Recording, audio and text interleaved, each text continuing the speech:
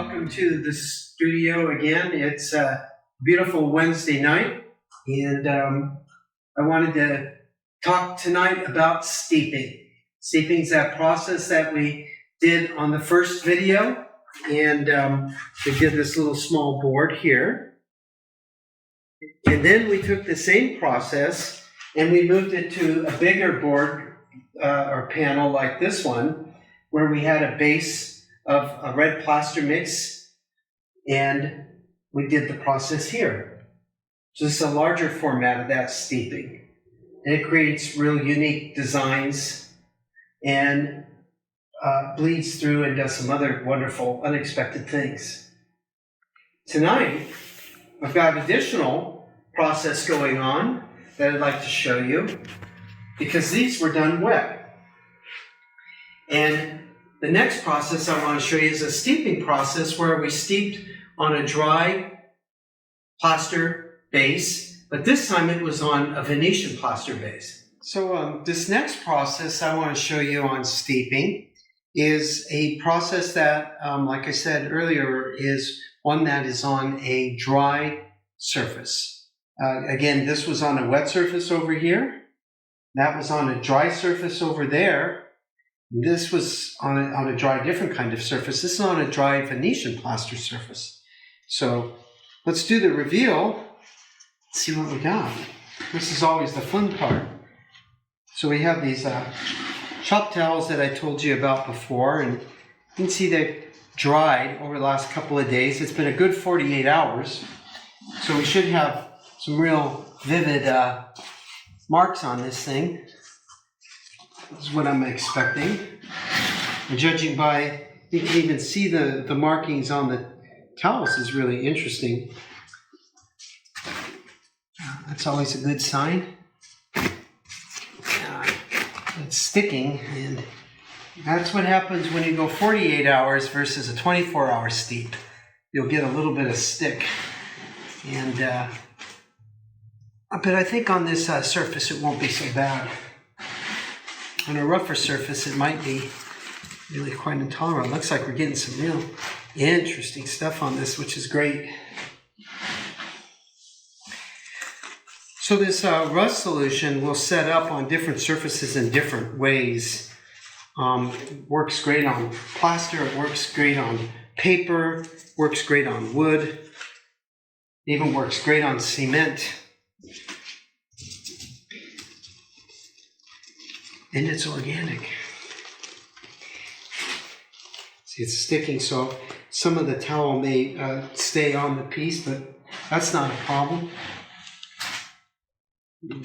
These feathers, pull them up gently because they're sticking just ever so slightly. Not too bad. But boy, we got a surface here. It looks almost like it's on metal.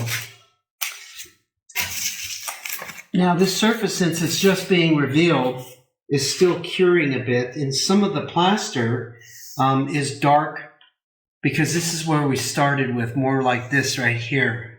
And you can see it's still going to have to dry further now that I've removed all the towels. The air will get to it and it'll dry. But I had burnished it first, much like I have here, so we should get a real interesting surface. But you can see this wonderful detail. So I put this piece now on the wall so we could get a little bit better look. And what I'm going to do now is pull the tape so you can see a little bit more of the contrast between the two surfaces. This is always a little fun. And usually I save the tape because I can use it for collage later. But I have to pull it up a little bit slow here.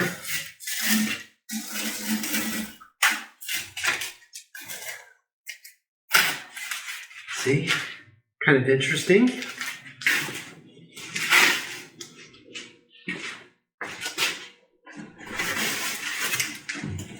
We'll do the same on this side here, on the bottom.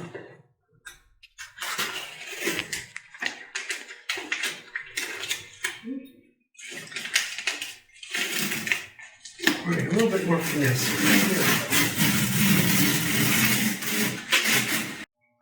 Now that I've removed the tape, you can see that there was a little bit of bleed, and this is still a little damp, just like this, and that's why it's dark. It will lighten up as it dries, much like it's starting to do here. And then I can go back in and burnish it some more. There's some bleed down here. And I kind of counted on that because I had a surface that was a little bit mottled. You can't see it, but I purposely left some dips in the surface so it would give it some volume when I put on this these other staining processes. And you note that you get different colorations with the rust. It's just wonderful. You know, darker in some areas. That's because I put a little bit of sumi ink over the top in certain areas, and it just kind of bled through on its own. But it gives you some nice contrast here and there and up here. And then it mixes with the plaster that's underneath here. And so it's all starting to come together. This creates kind of a delineation though, and that's kind of nice. It creates a very subtle line that really helps concentrate the picture plane, and is reminiscent of script and writing. As you all know, when we were doing our alphabet when we were kids, you know, we had that lined paper and it had the lines through it. And then if you look at Egyptian hieroglyphics, they have lines that go through. And this is to represent that same sort of process. It's to create a sense that a visual language is being pulled together here, something that we all have in common. So now that we've finished doing the reveal, little bonuses. This was the little side pieces that I put underneath, and you can see the detail on the paper towels and how the stain took to it.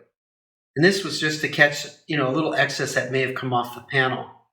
So it's a very unique process, very straightforward and a lot of fun to use.